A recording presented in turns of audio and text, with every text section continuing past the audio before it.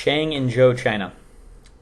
Now, when we go back 10,000 years ago or so, in most places around Afro-Eurasia, the earliest civilizations are going to be springing up on river valleys. We've already talked about the Indus River Valley, or will be. We've already talked about Mesopotamia.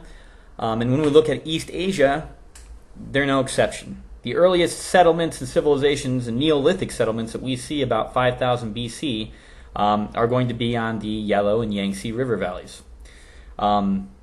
These are, as you remember from your reading, are called cultural hearths. All right, a cultural hearth is where agriculture, which is civilization, started or developed independently without any kind of cultural diffusion taking place. So one of these cultural hearths that we're going to be looking at today is China. And it's a very, very long history. Now, the earliest dynasty that we have on record, or that we don't have on record, sorry, is the Xia dynasty, spelled Xia. And this dynasty is kind of mythological. We can't really prove its existence, but it's thought to have existed in and around 5000 BC, at the time we're starting here talking about. Now, the dynasty that we have on record as being the first Chinese dynasty, and that we can prove it, is the Shang Dynasty. All right, and the Shang Dynasty existed around 1600 BC to 1046 BC. This is the foundation of Chinese society, Chinese culture, Chinese civilization as we know it. The Shang Dynasty is very interesting for its urban life. Very, very large cities for the time started to spring up along the Yellow and Yangtze rivers at this time. A lot of these urban centers were very sophisticated for the time. Oftentimes these cities had large earthen walls that protected the city from enemy armies. And it was very, again, sophisticated and organized for the time. Shang society was highly stratified as far as social life goes. There was a king on the top. Now remember, we can't call them emperor yet. All right, that's not until the Qin dynasty sometime later. But you had the king on the top, and then below the king you would have a series of what we call clan leaders. And the clan leaders' relationship to the king was very personal and informal. There was no contracts or anything like that said that the clan leaders had to follow the king, but the Shang king would have made it his job to know the clan leaders personally. All right. So when the king actually needed something from the clan leaders, like personnel for an army to defend the kingdom, he could get it because he knew these individuals personally. The majority of the population within the Shang dynasty were workers. And there were really two kinds of workers. You had the skilled laborers, all right, the people that could work with wood or work with metal, all right, or could craft things. And then below them, which is what most people were the unskilled laborers. And the unskilled laborers would be mostly agricultural workers working in the fields. So most historians consider the unskilled laborers to be slaves, that it was a slave society. However, there are some historians that disagree on what to actually call them. But typically these unskilled laborers would have been coerced to work. Very, very long hours, obviously, for very little. You either help us build this fortification or your family doesn't eat. All right, so I mean, most people didn't have the option to do anything else really. The economy of the Shang is based mostly on agriculture. The most important crop was millet at the time. Now, northern China, the area that we're talking about, in 1600 BC was heavily forested and a little warmer than it is today. So there were different crops growing at this time. But you have to understand the importance of that, guys, is this was 2,000 plus years ago. Climate was different, the environment was different, different animals roamed around. And a lot's changed since then. And that's true with most areas that we're going to be studying in the first time period. Mesopotamia, for example, at this time was very green, and there was a lot of rain. But today's very arid. So you got to keep that in mind. It was just a different world we're looking at. Now, different societies that we look at this time, such as the Sumerians or the ancient Egyptians and Shang China, we know so much about these civilizations because of archaeologists discovering inscriptions and writing, and us being able to decipher that writing. Now, in some early civilizations, like the Indus River Valley, we don't have a good feel for what their written word was, so we don't really know as much about their society as the Egyptians or the Shang Dynasty. We can only guess what the Mohenjo-Daro and Harappa and what those people were like based on the physical artifacts that we find, which is very limited. So, we have to, it's really good to have a writing system that we can decipher and understand to really delve into, what was going through these people's minds. What did they value? What was important to them? Now, one of the most important windows we have to kind of know what's going on with the Shang people in early China at this time are the oracle bones. Now, the oracle bones are basically bones of animals. Oftentimes they were shoulder blades of oxen or femurs or turtle shells even. And what we have are these bones, if you would, with writing on it and cracks on it. All right, we find these buried all over the place in China. They used to be called dragon bones because people 200 years ago would dig these up in their field, these big bones with writing on them, and just call them dragon bones. But we now know they're actually oracle bones. Now, the reason for the oracle bones are mostly religious in nature. Now, Chinese religion, all throughout its history, has an element of ancestral worship engraved in it. All right. So ancestral worship is basically you are in communication with your ancestors, your dead ancestors, for guidance. So if you were the Zhou or Shang king, the king of the Shang, and your dad died a year ago and you are now king, you would want to communicate with your father or your grandfather in some way through prayer or to contact them in some way to ask for guidance on what to do, to tap into their experience a little bit. And that's what you see with a lot of these oracle bones. They would be an attempt to communicate with the ancestors, to get advice from the ancestors. So basically how that would work is the king would go to a shaman and he would ask him a question. And the question could be relating to what crops we should plant this year, or will we have any invasions, or what should I do about all the flooding. And so they would ask the priest to write on the bone, what do we do about all the flooding? All right? And then they would take that bone with that writing on it and put it into an oven or a kiln, and then the heat would cause those bones to crack. All right? Then the crack would be, or the bones would be taken out, and the crack would be looked at by the shaman, and the shaman would interpret the crack as communications from the ancestors on what to do. So it's pretty interesting. This gives us a really in-depth kind of view on what these people were saying at the time. The other important thing to look at is that the script on these bones is a Proto-Chinese script that has about 3,000 characters in the alphabet, and it's very pictographical, kind of like Egyptian hieroglyphs in a way. The early Chinese text or script that we have, if you look at it and you see the letter or the script for horse or for sun or for field, it looks like a sun and it looks like a field. It looks like what it is. But it's a very interesting, in-depth kind of view in China at this time. Now, one of the major technologies to come out of the Shang Dynasty or any civilization at this time period is bronze. Now, bronze, as some of you guys might know, is an alloy. All right, an alloy is a mixture of two different metals, two different elements, I should say. So bronze is the mixture of copper and tin, and this makes it stronger than just copper alone. So bronze becomes the high-tech material of the day. And we see a lot of it here in Shang, China.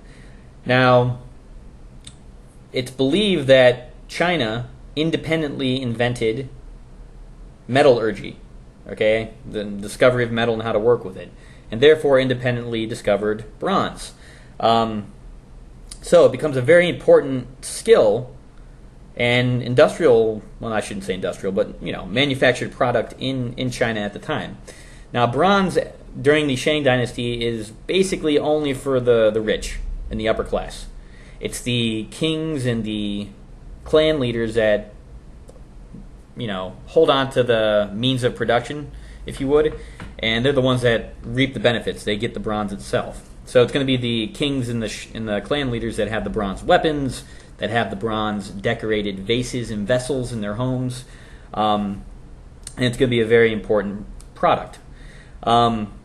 Bronze from this time period also gives us a look at the artistic skill of the Shang and what they were creating. Because if the Shang artists were painting or creating wood sculptures, a lot of those aren't going to survive. So what we have with bronze is bronze vessels or vases and stuff like that with very intricate designs and carvings on them. The most important that you see on a lot of these vessels is the teote, which is a kind of a monster motif that they put on a lot of these vases. They were put on there to ward off evil spirits. A lot of places where we find examples of Shang art are in burial chambers. Tombs, if you would. And basically the way the Shang would bury the dead is that they would dig these really big pits. They would throw the dead guy into the pit, and they would oftentimes put a lot of grave goods with the guy. Grave goods, again, being a lot of bronze material, bronze artwork, and stuff like that. There's also evidence in these tombs of human sacrifice and animal sacrifices. Dead horses were left in the tombs, and they would also take some of the servants who helped dig the tomb, kill them, and leave them in the tomb. So there would be like some kind of servant helping the wealthy individual out in the afterlife. So we get a lot out of these burial chambers at this time.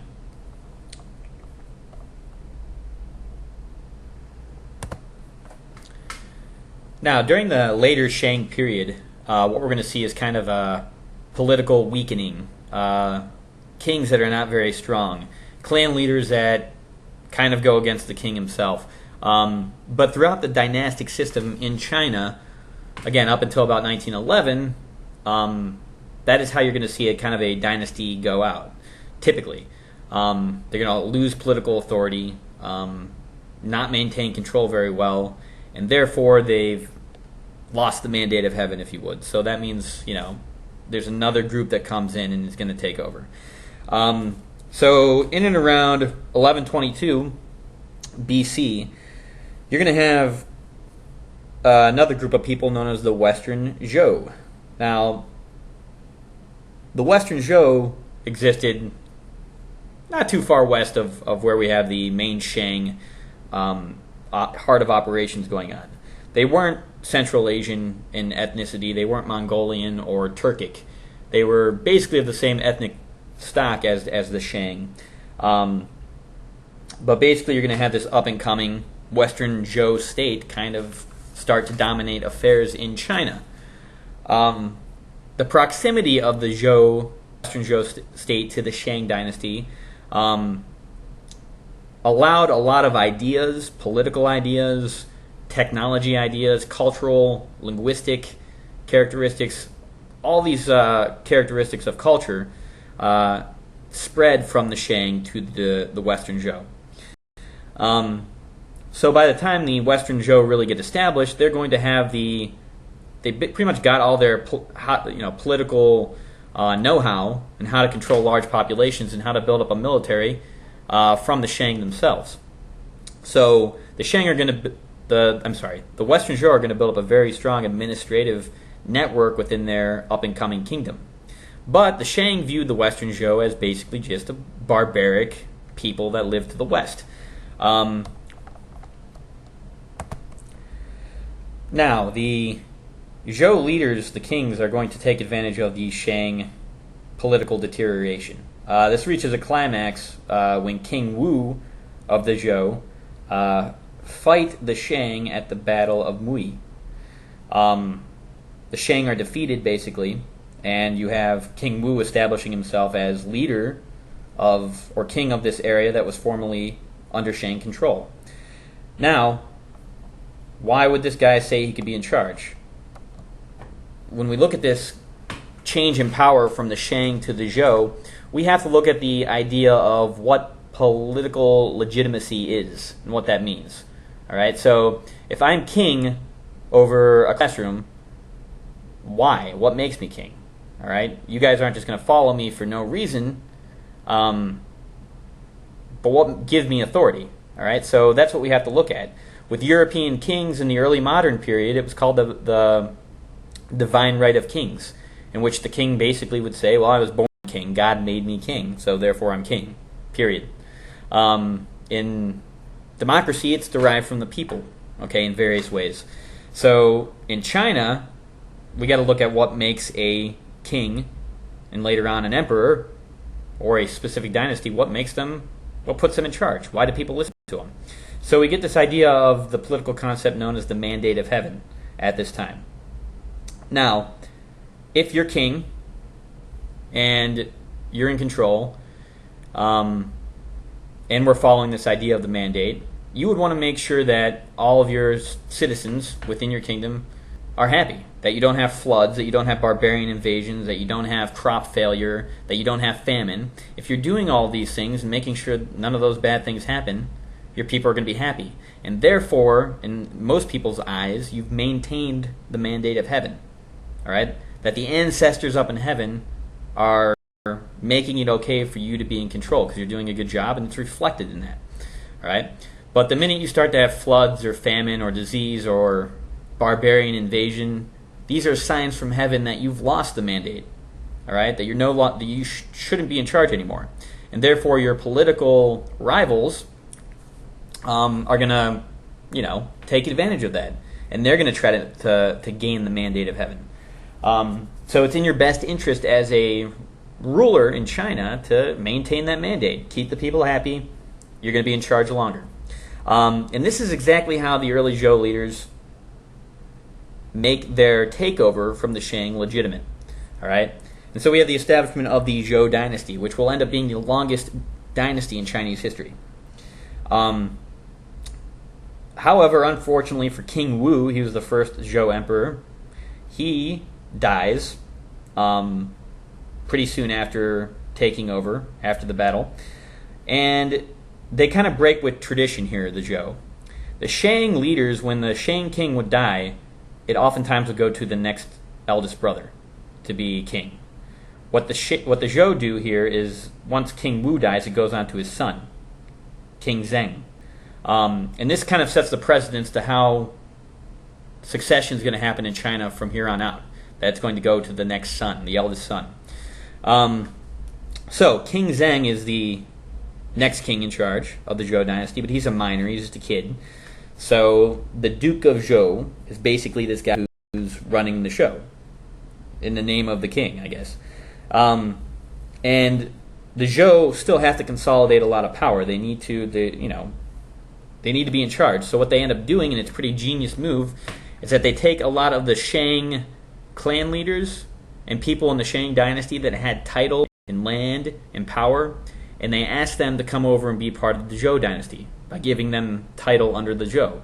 So this kind of pacifies any kind of remaining Shang power holds by giving them basically government jobs within the Zhou dynasty. So it's kind of a genius way that they kind of consolidated power there.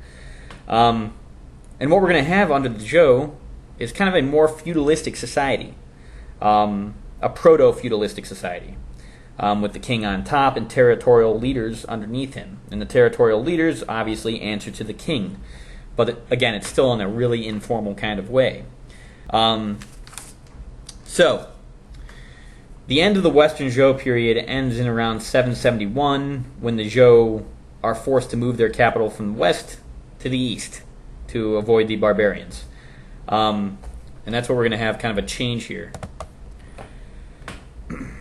Now, the Qin continued to grow until about the time circa 771 BC. In and around 771 BC to 481 BC, you have what's called in Chinese history the Spring Awakening. Or, I'm sorry, the Spring and Autumn period. My bad. In this time period, you have political fragmentation taking place. Just like with all the other Chinese dynasties in history, the Zhou dynasty loses political authority. And basically, you're going to have up to 170 different Chinese states in the area that the Zhou control. And most of these states owe some kind of loose allegiance to the Zhou kings, but oftentimes it was just ceremonial.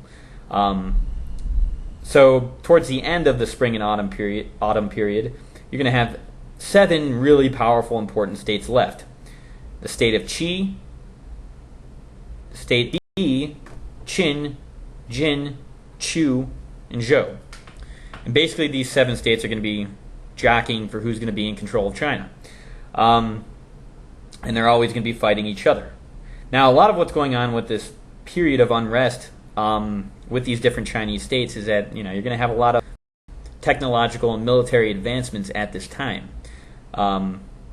Most notably, iron weapons happening at this time. Iron is an element that's much stronger than copper or bronze, and it's going to be the high-tech weapons of the day. So iron and steel production is going to be growing. Also different military technologies as well. So this period of disunity in China isn't really going to be put to rest until the end of the Warring States period, and basically the Qin state takes over. Another important aspect to come out of Zhou China is Confucianism. Now, Confucianism is a very important aspect of Chinese culture, and will be for hundreds of years, thousands of years to come. Confucius was an individual living during the Zhou period who developed this philosophy/religion that helped people within Chinese society themselves in such a way that was beneficial to them and to the rest of society.